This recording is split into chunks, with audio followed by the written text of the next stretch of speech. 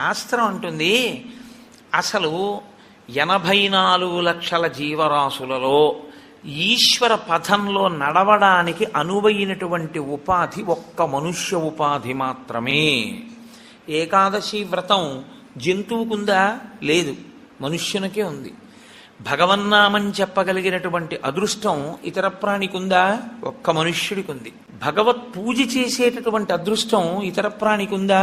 ఒక్క మనుష్యునికే ఉంది. ఇన్ని అదృష్టములు మనుష్యునకు ఉన్నా మనుష్యుడు దేని కొరకు వీటన్నిటినీ విడిచిపెడతాడు అని అడిగింది. చాలా గొప్ప రహస్యమైనటువంటి విధి విధానంలో కట్టడి చేసి మనిషికి భోగమునందు ఉండేటటువంటి లాలసని ఈశ్వరుడు నిరూపణం చేస్తాడు. ఉపాసన కాలమంతా దక్షిణాయనం అంతా ఉపాసన, ఉత్తరాయణం అంతా తరిస్తాడు.